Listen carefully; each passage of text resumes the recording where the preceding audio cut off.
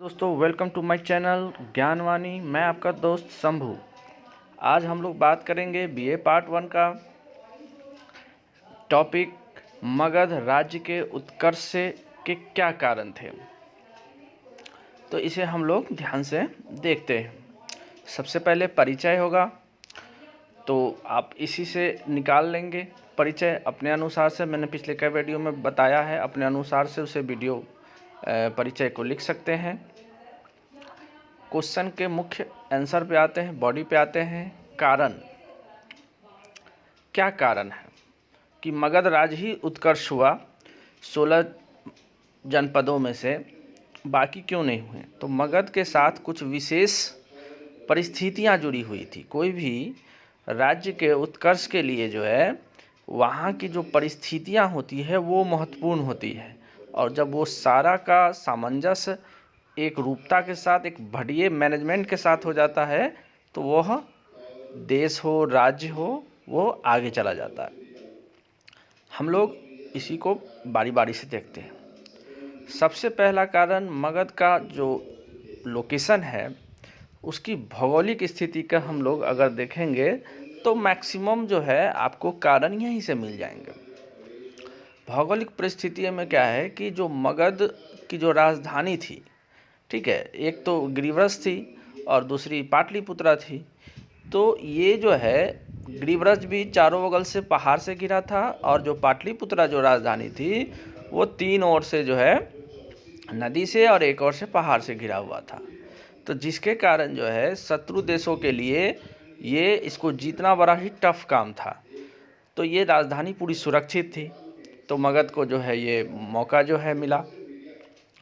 दूसरा जो कारण हम लोग देखते हैं कि नदी के वजह से जो है परिवहन की सुविधा भी मिल रही है आसानी से। तीसरा जो है पहाड़ है।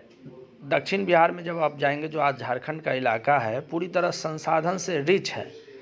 तो उस समय तक लोहा का आविष्कार हो गया था। तांबा तो पहले से ही पता ही है आपको कि जो है सिंधु घाटी सभ्यता में भी तांबा और कांसा सारे आ गए थे।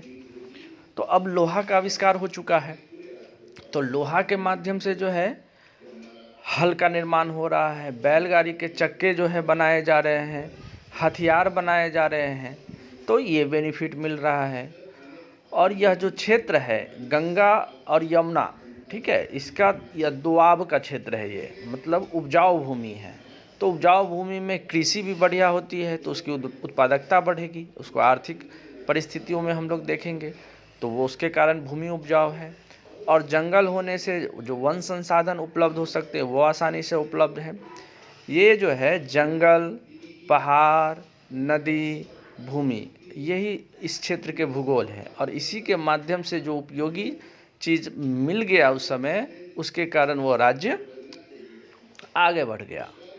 आर्थिक परिस्थितियों में देखेंगे तो आप इसी को बारी बारी से देख सकते हैं। इसका भौगोलिक संरचना मैंने बताया कि दक्षिण बिहार का इलाका उस समय तो, और अंग का प्रदेश आपको पता होगा, आगे बिंबिसार जो है सो जीत लेते हैं। तो अंग का क्षेत्र जो आज भागलपुर का इलाका है। फिर बंगाल तक जो है पूरा बिहार फैला हुआ था, तो बंगाल में चांदी का जो है सो खान था उपलब्ध। ये सारे चीज़ जो है मगध राज को उत्कर्ष में सहायक बनेंगे। जैसे भूमि उपजाऊ होने से जो है कृषि का उत्पादन अधिक होने लगा, धान की खेती होने लगी, तो जिसके कारण जो है संसाधन और जो है मगध राज्यों के पास उपलब्ध होने लगे आसानी से। लोहा होने से मैंने बताया हल का निर्माण हुआ, तो हल के माध्यम से फिर कृषि जो है आप उपजाऊ कर लिए। बैलगाड़ी बनाए गए, इससे जो है एक सामान को दूसरे जगह पहुंचाने में जो है सुविधा हो गई। हथियारों का निर्माण हो गया, तो युद्ध में तो हथियार इस्तेमाल होंगे ही होंगे, और साथ में क्या होंगे कि उसी हथियार से जंगल की कटाई होगी, और जंगल की कटाई होने की वजह से भूमि का विस्तार होगा, और वो सड़क का भी निर्माण होगा और कृषि भूमि का भी विस्तार होगा। तो ये सारे उपलब्ध हैं। तो हथियार के निर्माण से जंगल की कटाई, ठीक है, तो कृषि भी हो गया। फिर इसके बाद जो है चांदी की खान से जो है संसाधन की उपलब्धता, धन की उपलब्धता आसानी से हो जा रही है। और इसके बाद परिवहन की सुविधा से जो है व्यापार विकसित होता है। एक राज्य से दूसरे राज्य जाने में आसानी होती है, और जब व्यापार विकसित होता है तो क्या होता है, और धन संचय बढ़ता है और वो संसाधन और लगते हैं। ब्रिटेन जो है जब भारत पर अधिकार किए हुए थे तो वो क्या कर रहे थे, व्यापार के माध्यम से ही आए हुए थे और व्यापार में ही इतना उनको लाभ होने लगा कि उस पर राजनीतिक अधिकार भी कर लिए। उस समय मगध में भी यही चीज़ हो रहा था। तो चूँकि उस समय तक जो है ढेर नगरों का जो है निर्माण हो चुका था। श्रावस्ती, कौशाम्बी, अवंती, भृगुकक्ष, ये सब 16 जनपद में आप सुने होंगे। तो पाटलिपुत्र से जो है इसका सड़क का रास्ता जो है आसानी से उपलब्ध था, व्यापार के माध्यम से जा रहे थे, तो उसके कारण भी जो है उसका विस्तार बढ़ता चला गया। तांबा और चांदी की उपलब्धता से जो है आहत सिक्के का निर्माण होने लगा और सिक्के का निर्माण होगा तो क्या होगा, व्यापारी भुगतान आसान हो जाएगा। जो वस्तु के माध्यम से विनिमय करते हैं तो क्या होगा, हम ज़्यादा दूर तक व्यापार नहीं कर सकते हैं क्योंकि वो सामान मुझे ढोकर एक जगह से दूसरी जगह ले जाना होगा। लेकिन अगर पैसे की उपलब्धता हो गई तो पैसा मैं कहीं पर रखकर कहीं से कहीं जा सकता हूँ, उससे व्यापार हमारा और बढ़ेगा। दूसरा जो है नौकरशाही को संचालन करने में जो है आसानी होगी क्योंकि अब हम वेतन दे सकते हैं। तो मौर्य काल में जो है जो उस समय के प्रशासनिक अधिकारी है उसे वेतन दिया जाता था, तो वेतन के माध्यम से जो है नौकरशाही संगठन को और मजबूत किया जा सकता है, प्रशासनिक दक्षता को और बढ़ाया जा सकता है, जो सिक्के के नहीं रहने के वजह से दिक्कत होगी। इस तरीके से आप देखेंगे जो आर्थिक परिस्थितियां हैं वो भी मगध उत्कर्ष को बढ़ाने में आगे काम कर रहा है और भौगोलिक परिस्थितियां हमने देखा। उसी समय के तत्कालीन परिस्थितियों में देखेंगे धार्मिक परिस्थितियां भी जो है मगध को आगे ले जाने में सहायक बने। जैसे कैसे इस काल में बौद्ध धर्म और जैन धर्म का जो है सो निर्माण हुआ। बुद्ध और महावीर ने जो है अपने वचनों के माध्यम से क्या किया, यज्ञवाद का खंडन किया, शास्त्रवाद का खंडन किया, जातिवाद का जो है खंडन किया और इसके कारण से अंतत जातियों को भी उत्पादन में जो है जोड़ने का प्रयास किया गया। एग्रीकल्चर में लगाया गया, शिल्प में लगाया गया, श्रेणी बनाए गए, व्यापार में लगाए गए।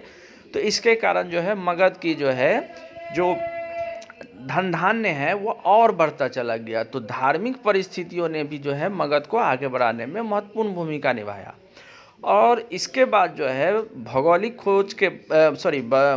परिस्थितियों के बाद जो है सबसे बड़ा कारण हम देखते हैं राजनीतिक परिस्थितियां। जब तक राजा योग्य नहीं होगा साम्राज्य का विस्तार नहीं हो सकता है। तो आप देखेंगे कि कौन कौन राजा जैसे बिंबिसार हुए मगध के, तो उन्होंने युद्ध नीति अपनाई और विवाह नीति अपनाई। तो युद्ध नीति के द्वारा अंग प्रदेश को जीता, तो विवाह नीति के द्वारा काशी इनको दहेज में मिल गया। अजातशत्रु भी जो है कौशल नरेश को जीतते हैं और लिच्छवी राजकुमारी से शादी करते हैं, तो उनके द्वारा भी उसी को अपनाया गया। उदयन जो है अवंती पर जाके जो है आक्रमण करके जो है उसको अपने क्षेत्र में मिला लेते हैं। अवंती मतलब उज्जैन का जो क्षेत्र है मध्य प्रदेश का, वहाँ तक चले जाते हैं। शिशुनाग देखेंगे तो वैशाली को अपनी राजधानी बना लेते हैं, मध्य भारत और मालवा तक पूरा प्रदेश को जीत लेते हैं। फिर जब महापद्म नंद आते हैं तो उनको एकराट कहा गया है, चारों दिशाओं का राजा, मतलब वो चारों क्षेत्र को जो है वो उड़ीसा, बंगाल सब टोटल जीत लिए हुए थे। तो इसलिए उनका जो उपाधि था वो एकराट का था, मतलब काफ़ी विस्तार मगध का कर चुके थे।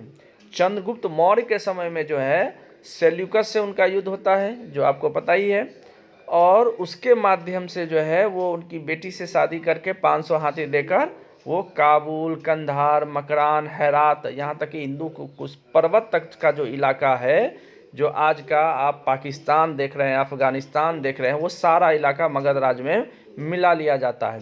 और बिंदुसार के समय में जो है ये क्षेत्र जो जीते हुए प्रदेशों से है उसका प्रशासनिक संगठन मजबूत कर कर जो है प्रशासन को स्थापित किया जाता है। और अशोक भी इस कार्य को बखूबी निभाते हैं। और उसके बाद उसमें एक प्रदेश जो कलिंग विजय छूट गया रहता है, कलिंग प्रदेश को जीतकर और बौद्ध धर्म के अनुसार, दर्शन के अनुसार जो है पूरे क्षेत्र में जो है शांति व्यवस्था स्थापित किए रहते हैं।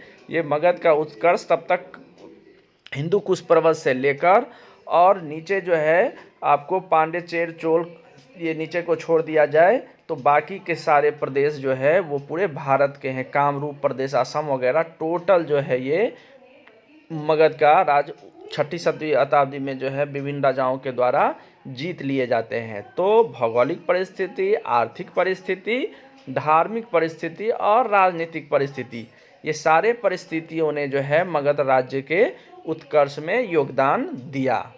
तो इसी को आपको अपने हिसाब से सजाकर और लिखना है। ठीक है, तो आज के लिए हम लोग इसी पर समाप्त करेंगे, फिर अगले वीडियो में बात करेंगे अगले क्वेश्चन के लिए। धन्यवाद।